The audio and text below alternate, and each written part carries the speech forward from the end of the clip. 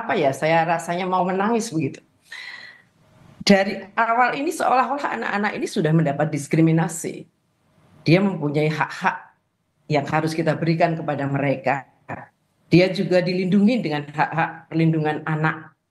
Sehingga ide ini saya sangat berharap sebenarnya tunda dulu, lakukan pengkajian secara mendalam, baru kemudian dieksekusi kalau memang secara kajian itu memungkinkan. Sebenarnya tugas dan fungsinya milik tentara itu apa? Ya, lalu kemudian di dalam Undang-Undang Sidiknas saya dapat tugas pendidikan kan hanya Kemenak dan Kemendikbud gitu kan, Kementerian Pendidikan yang disebut. Nah, tapi kan tidak ada TNI dalam hal ini gitu. Lalu kalau yang ngomong makan hanya mengamati kan tindakannya. Sekarang begini, banyak sekali lembaga yang peduli dengan anak-anak, ya kan? Banyak sekali ingin memberikan perlindungan pada anak-anak. Mereka tidak melindungi anak-anak ketika anak di bawah umur naik motor. Mereka tidak melindungi anak-anak ketika anak-anak hari ini konsumsinya adalah minuman yang bergula dalam setiap hari. Mereka tidak melindungi anak-anak ketika anak-anak menggunakan obat-obatan yang itu tersebar di mana-mana. Mereka tidak melindungi anak-anak ketika anak-anak hari ini sudah kecanduan Mobile Legends, main game.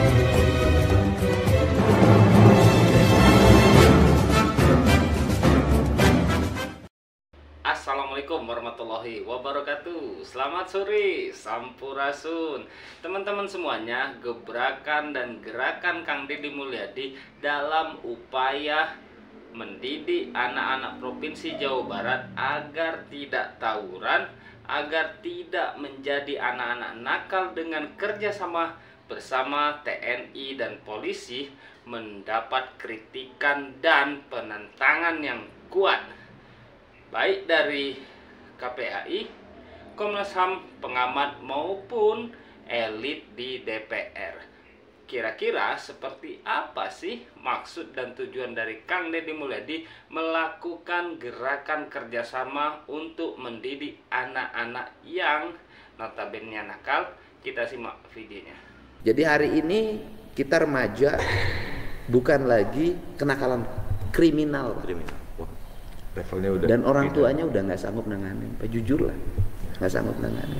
Dulu Pak remaja kita gelut Pak sama Pak, tapi gelutnya ukur juk nges.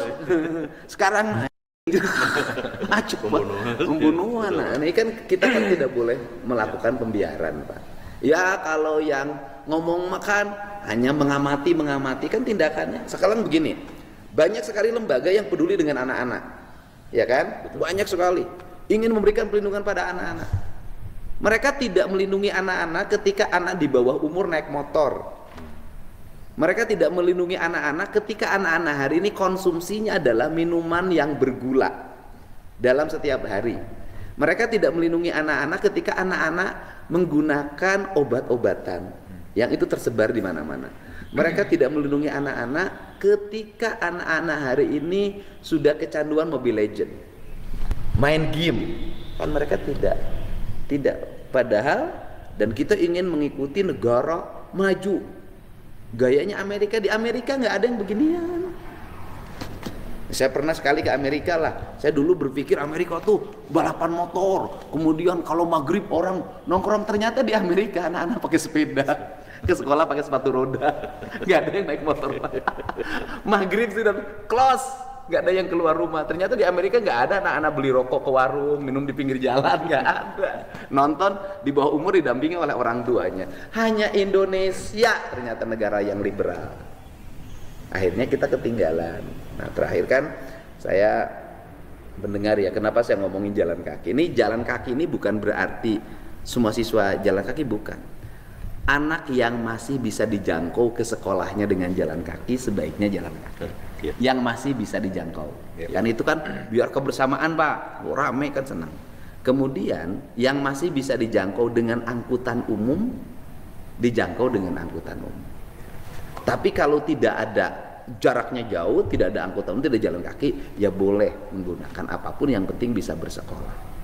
Dan teorinya bisa begini juga Pak. Misalnya begini, anak diantar ke sekolah, diantarnya jangan sampai depan kelas dong, depan sekolah, kasih jarak lah minimal 50 meter.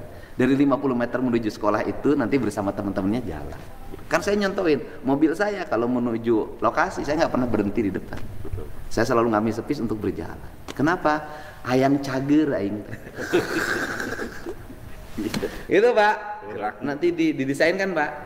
Ya, Pak Gub. Jadi terkait dengan penyakit masyarakat ya, Pak Gub. Dari mulai ODGJ, pengemis, kemudian anak-anak terlantar, narkoba dan sebagainya, memang perlu kebijakan dari yang sampaikan Pak Gub tadi Pak, dan turun langsung ke lapangan. Dan tentunya yang tidak kalah penting tadi Pak Gub, saya setuju.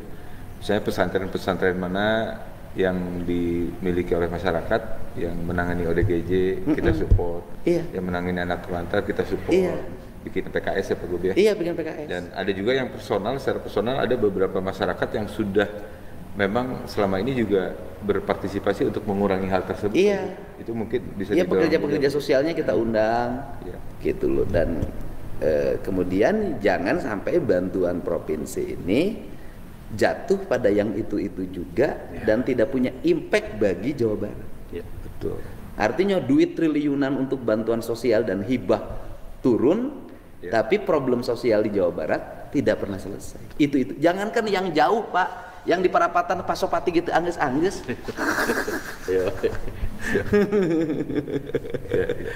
Gitu Pak. Siap. Dan dari sisi kelembagaan nanti kita bertemu dengan NU, Muhammadiyah, Persis, ya kan, LDII, PUI, semuanya ya, untuk bertemu bagaimana negara ini hadir melahirkan rasa adil bagi semua. Bagaimana menu bantuan ini berasal dari lembaga-lembaga yang terakreditasi dan terpercaya. Ya, dan mungkin bantuan hibah itu lewat beliau NU dulu, Muhammadiyah dulu. Ya nanti kita bertemu dengan mereka. Pesantren di bawah NU itu mana aja sih? Pesantren di bawah Muhammadiyah mana aja sih? Pesantren di bawah Persis mana aja sih?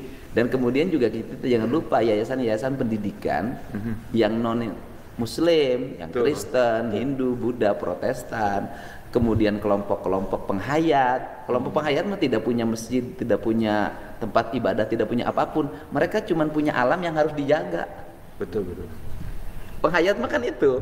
Mereka hanya punya alam yang harus dijaga. Ya kita lindungi dong alamnya. Kayak Cirende, lindungi dong. Cirende. Gitu. Dan termasuk yang itu Pak Gub, yang non Muslim ya, Kristen, Protestan juga kita pernah membantu seperti halnya MTQ-nya. Iya. Dan yang paling utama persiapkan ke depan. Saya dulu waktu Bupati itu punya kebijakan persiapan ke depan Pak. Bila perlu misalnya rekrut tenaga untuk ya itu baca tulis Quran dan baca kitab kuning, guru-guru ngajar di sekolah. Nanti ke depan persiapan itu nanti kita lihat Pak. Itu Pak. Siap. Itu hatur nuhun. Tuh kan sangat terang dan jelas alasan kenapa Kang Deddy Mulyadi membuat kebijakan dan gebrakan untuk mendidik anak-anak Provinsi Jawa Barat. Yang dididikkan anak-anak Provinsi Jawa Barat artinya Bapak Aing mau menyelamatkan generasi Provinsi Jawa Barat. Yang menjadi pertanyaan ialah kenapa pihak luar yang hari ini meributkan kebijakan dari Kang Deddy Mulyadi, KPAI, Komnas HAM. Menjadi pertanyaan, kemarin-kemarin kemana aja? Sudah langkah apa yang sudah pernah Anda lakukan? Jangan hanya mengkritik kebijakan Kang Deddy Mulyadi tetapi tidak pernah memberikan solusi. Oke, semoga video ini sampai kepada mereka yang hari ini masih nyinyir, ontohot, dan barokokok selalu mencari-cari kesalahan Kang Deddy Mulyadi. Kita kawal terus kebijakan gubernur kesayangan kita. Jangan sampai ada pihak-pihak yang hari ini mengail di air keruh. Oke, hatur nuhun sudah menyaksikan. Kita kawal terus Kang Deddy Mulyadi. Assalamualaikum, sampurasun, bye bye.